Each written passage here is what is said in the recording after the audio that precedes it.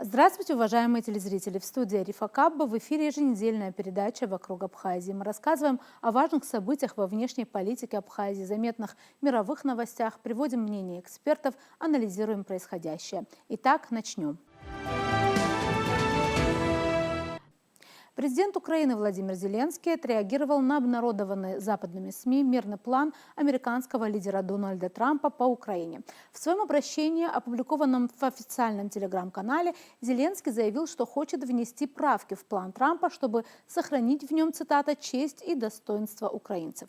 Сейчас Украина может оказаться перед очень сложным выбором: либо потеря достоинства, либо риск потери ключевого партнера, либо сложные 28 пунктов, либо крайне тяжелая зима, самая тяжелая и дальнейшие риски, сказал Зеленский. Киев, по его словам, воздержится от громких заявлений и продолжит, цитата, «спокойно работать с Америкой и всеми партнерами». План Трампа о мирном урегулировании украинского конфликта из 28 пунктов включил в себя территориальные уступки Киева России, ограничение вооруженных сил ВСУ и отказ Украины от вступления в НАТО. Текст этого плана попал в распоряжение издания Axios, и, как сообщили ему источники в правительстве США, и источник, знакомый с ходом переговоров, был верифицирован украинскими властями. За разработку плана отвечал спецпредставитель президента США Стивен Уитков. В его создании также поучаствовал госсекретарь Марко Рубио. Кроме того, Уитков проводил консультации касательно плана с российским представителем Кириллом Дмитриевым. Тот оптимистично отнесся к мерам американских властей, заявив, что позиция России наконец была услышана. При этом касательно Украины этот план является, цитата, «непростым», как заявил высокопоставленный чиновник из Белого дома, но США настаивают на нем, так как в противном случае Киев рискует потерять еще больше территории. В документе говорится, что российскими, в том числе со стороны США, де-факто будут признаны Луганская и Донецкая области, а также Крым. ВСУ выйдут с территории Донецкой области, которую сейчас контролируют, для создания там нейтральной демилитаризированной буферной зоны, которая международно будет признана российской. Боевые действия в Херсонской и Запорожской областях будут заморожены по линии соприкосновения, а Россия откажется от других территорий, занятых за пределами этих 5 регионов. План также подтверждает суверенитет Украины. Один из его пунктов предусматривает подписание договора об отказе от агрессии между Россией, Украиной и странами Европы. Россия также принимает на себя обязательство не вторгаться в другие страны, при этом НАТО отказывается от дальнейшего расширения. Между Москвой и Альянсом будет возобновлен диалог по решению всех вопросов, связанных с безопасностью, в целях расширения возможностей для сотрудничества и будущего экономического развития. Посредником в этом диалоге должен выступить Вашингтон. Кроме того, будет подтверждено право Украины на членство в Европейском Союзе, а Киев получит краткосрочный льготный доступ к европейскому рынку. При этом власти Украины должны принять на себя обязательство соблюдать нормы ЕС относительно религиозных свобод и языковых меньшинств. В самой Украине в течение 100 дней проводятся президентские выборы. Украина же, согласно плану, получит гарантии безопасности, сокращает свои вооруженные силы до 600 тысяч человек. Отказ от членства Киева в Североатлантическом альянсе прописывается в Конституции страны, а НАТО обязуется не принимать Киев в будущем и воздерживается от размещения своих войск на Украине. Если же Украина нападет на Россию, гарантии безопасности от США будут потеряны. А если вторжение произойдет со стороны России, тогда она получит решительный, скоординированный военный ответ со стороны Запада. Конец цитаты. При этом европейские страны разместят свой контингент, выражающийся в истребителях, на территории Польши. Следует понимать, что опубликованный в СМИ план пока не авторизован американскими властями, так что относиться к нему стоит соответствующе, говорит ведущий научный сотрудник Института международных исследований МГИМО Николай Силаев. Упомянутый план пусть и демонстрирует постепенное движение американской позиции навстречу навстречу интересам России, содержит в себе много странных и двусмысленных пунктов. Например, эксперт отмечает, что ограничение украинской армии 600 тысячами человек фактически означает отказ от ее сокращения. В мирное время ВСУ составляли всего 250 тысяч человек. Невнятно в плане прописаны также гарантии демилитаризации Украины, сохранения части Запорожской и Херсонской областей под контролем Украины противоречит неоднократно подтвержденной позиции России, что она не намерена отказываться от своей конституционной территории, говорит Силаев. Кроме того, Украина уже заявила в ООН о неприемлемости ряда пунктов этого плана. План Трампа является очередной итерацией в попытках мирного урегулирования украинского конфликта, и контуры предполагаемых договоренностей с каждым разом выглядят все более соблазнительно для России, замечает главный редактор журнала «Россия в глобальной политике» Федор Лукьянов. Он подчеркнул, что для Украины же с каждым разом условия ухудшаются, но этот план может и не быть финальным шагом в урегулировании. Трамп, несмотря на все свое влияние, не всемогущ. По мнению эксперта, процесс будет продолжаться, а окружение Трампа реально демонстрирует свою решимость развязаться с украинским конфликтом. Изначально Белый дом дал понять президенту Украины, что Киев должен принять разработанный США план, состоящий из 28 пунктов до 27 ноября. Об этом сообщило издание «Нью-Йорк Таймс». Однако уже сегодня стало известно, что на переговорах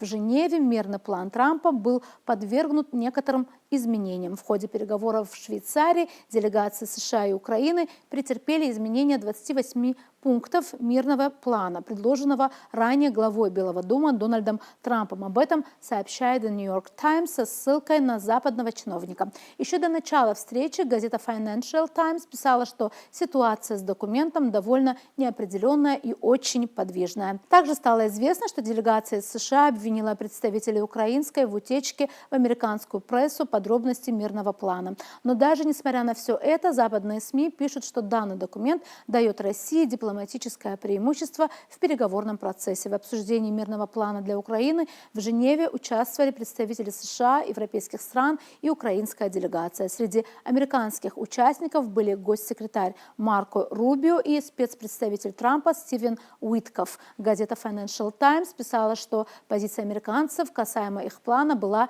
неопределенная. Она менялась буквально каждый час. Правда, после окончания встречи Рубио сообщил, что существующая редакция плана является, цитата, «очень хорошим рабочим продуктом». Он подчеркнул, что документ был разработан с учетом мнений всех участников процесса, однако все же нуждается в доработке. После окончания основных переговоров американские и украинские специалисты незамедлительно приступили к внесению корректировок в документ, рассказал госсекретарь США.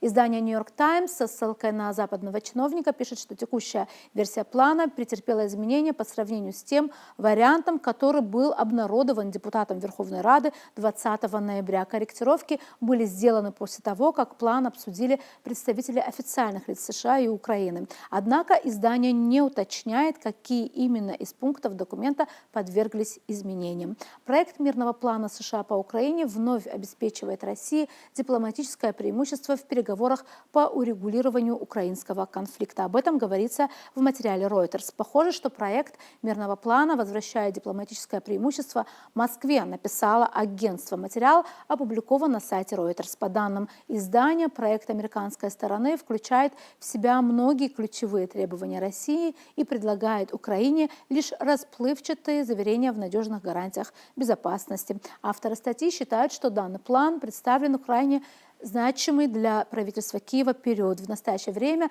Российская Федерация демонстрирует успехи на некоторых участках фронта, а президент Украины Владимир Зеленский испытывает давление из-за масштабного коррупционного скандала, в который оказались втянуты несколько министров и ближайших соратников главы государства. В Кремле ранее подчеркнули, что Российская Федерация сохраняет готовность к переговорному процессу. Страна по-прежнему ориентируется на результаты обсуждений, состоявшихся в Анкоридже. В свою очередь, президент России Владимир Путин высказал мнение о том, что администрация Соединенных Штатов, по всей видимости, не может добиться согласия со стороны Киева. По словам главы российского государства, Украина и ее европейские партнеры пребывают в заблуждении, продолжая надеяться на, цитата, «стратегическое поражение России в военном конфликте». Президент России также отметил, что американский план по достижению мира потенциально может быть использован при разработке будущего документа об урегулировании украинской ситуации.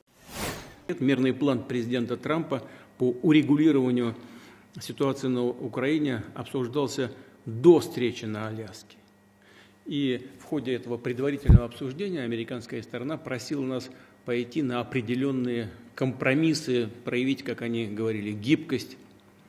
Основной смысл встречи на Аляске, основная цель встречи на Аляске заключалась в том, что в ходе переговоров в Анкоридже мы подтвердили, что, несмотря на определенные непростые вопросы, сложности с нашей стороны, мы, тем не менее, с этими предложениями согласны и готовы проявить предлагаемую нам гибкость. По всем этим вопросам мы подробно проинформировали всех наших друзей, партнеров глобального Юга, включая Китайскую Народную Республику, Индию, Корейскую Народно-Демократическую Республику, ЮАР, Бразилию, многие другие страны и страны ОДКБ, разумеется. Все наши друзья и партнеры, я хочу это подчеркнуть, именно все до одного, все поддержали эти возможные договоренности. Однако мы видим, что после переговоров на Аляске с американской стороны наступила определенная пауза. И мы знаем, что это связано с фактическим отказом Украины от предложенного президентом Трампом плана мирного урегулирования. Полагаю, что именно поэтому появилась и его новая редакция, по сути, модернизированного плана уже из 28 пунктов. У нас этот текст есть. Мы получили его по имеющимся каналам взаимодействия с американской администрацией. Полагаю, что и он может быть положен в основу окончательного мирного урегулирования. Но предметно с нами этот текст не обсуждается. И могу предположить, почему. Причина, полагаю, та же самая. Администрации США не удается до сих пор заручиться согласием украинской стороны. Украина против. Видимо, Украина и ее европейские союзники до сих пор находятся в иллюзиях и мечтают нанести России стратегическое поражение на поле боя. Думаю, в основе такой позиции лежит не столько низкий уровень компетенции, сейчас не буду обсуждать эту сторону дела, но, скорее всего, эта позиция связана с отсутствием объективной информации о положении, реальном положении дел на поле боя. И, судя по всему, ни на Украине, ни в Европе не понимают, к чему это в конце концов может привести. Только один самый свежий пример – Купянск.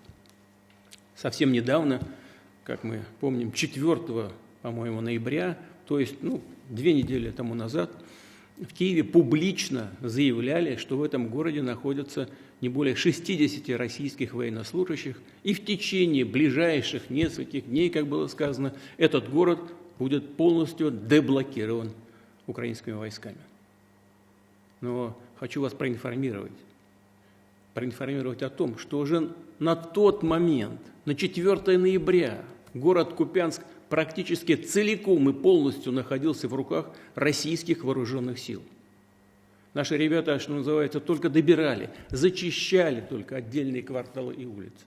Судьба города в тот момент уже окончательно была решена. О чем это говорит? Или у киевских вождей нет объективной информации о положении дел на фронте, или они, имея ее, просто не в состоянии, не могут ее объективно оценить. Если в Киеве не хотят обсуждать предложение президента Трампа и отказываются от этого, то и они, и европейские поджигатели войны должны понимать, что события, которые произошли в Купянске, будут неизбежно повторяться и на других ключевых участках фронта. Может быть, не так быстро, как нам бы того хотелось, но неизбежно это будет повторяться. И в целом нас это устраивает, поскольку ведет к достижению целей СВО вооруженным путем в ходе вооруженной борьбы. Но мы, как я многократно уже говорил ранее, готовы и к мирным переговорам, к решению проблем мирным путем. Однако это требует, конечно, предметного обсуждения всех деталей предлагаемого плана. Мы к этому готовы.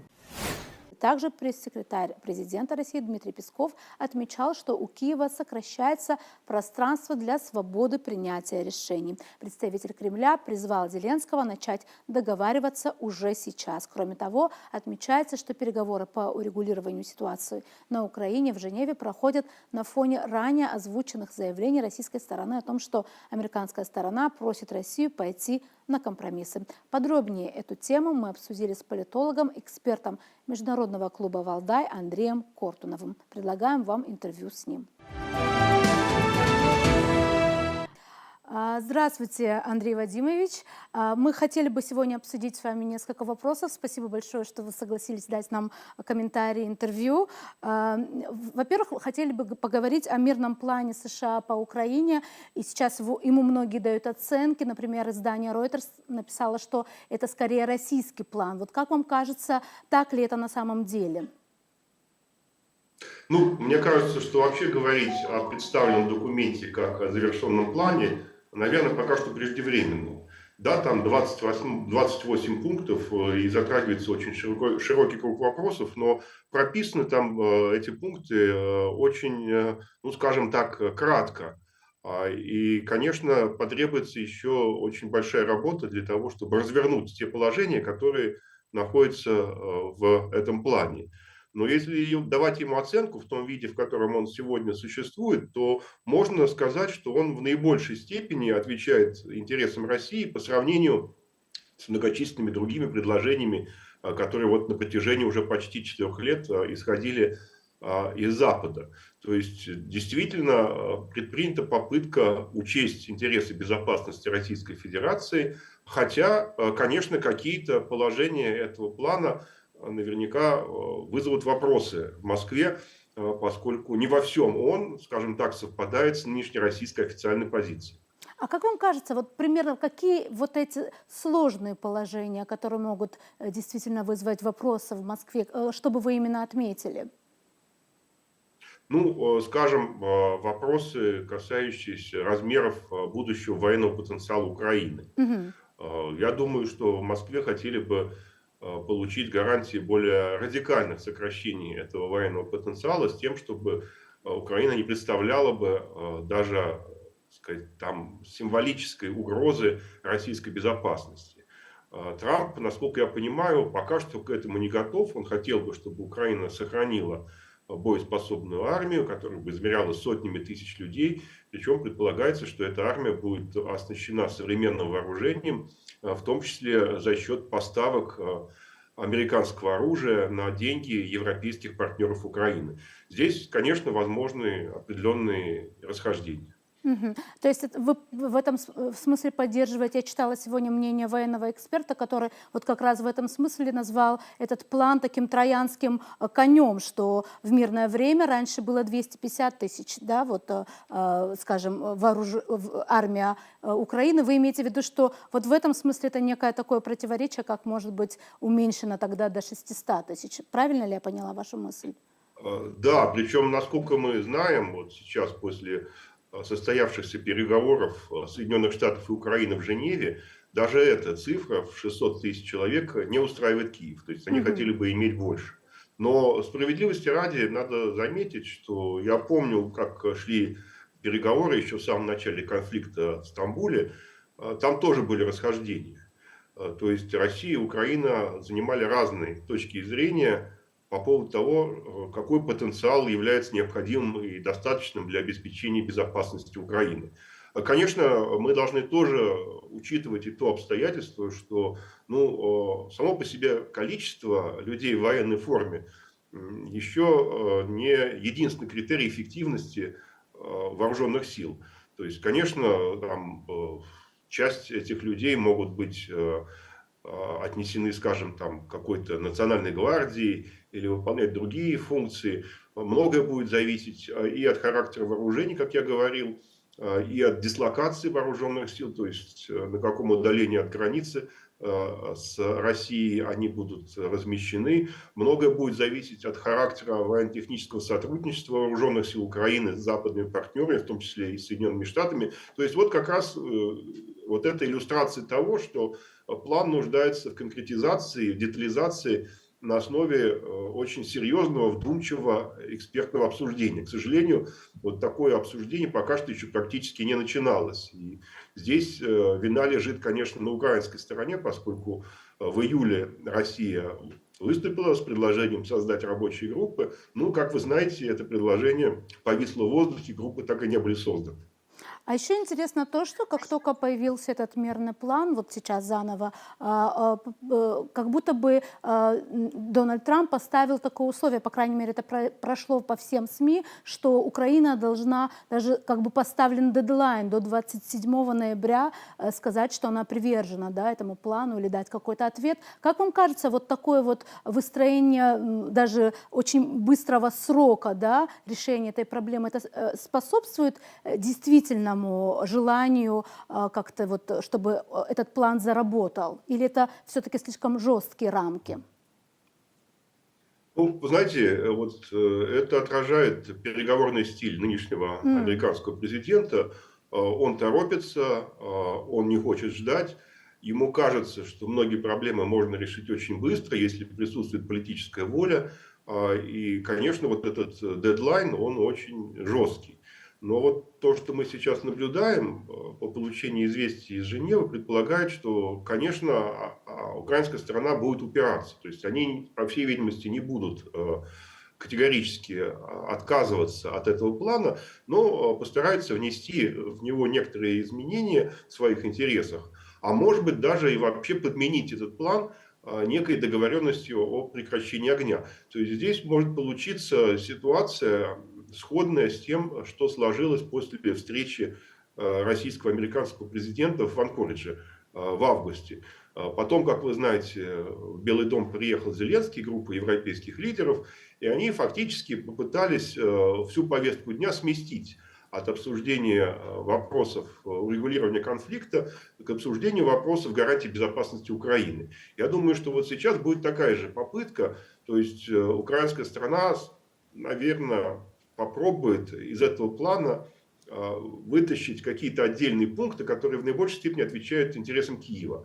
И вот на этих пунктах и сделать акцент. И сказать, что в этом и заключается наша поддержка плана. А остальные вопросы, самые сложные, принципиальные, политически значимые вопросы, например, вопросы территориального размежевания или вопросы будущего статуса Украины в европейской безопасности. Вот все остальные вопросы надо отнести на встречу двух лидеров или вообще их решать в каком-то неопределенном будущем. То есть для Украины, конечно, важно сейчас добиться прекращения огня, при этом не беря на себя, насколько это возможно, никаких серьезных политических обязательств. Такая линия, скорее всего, будет продолжаться настолько, насколько это только возможно.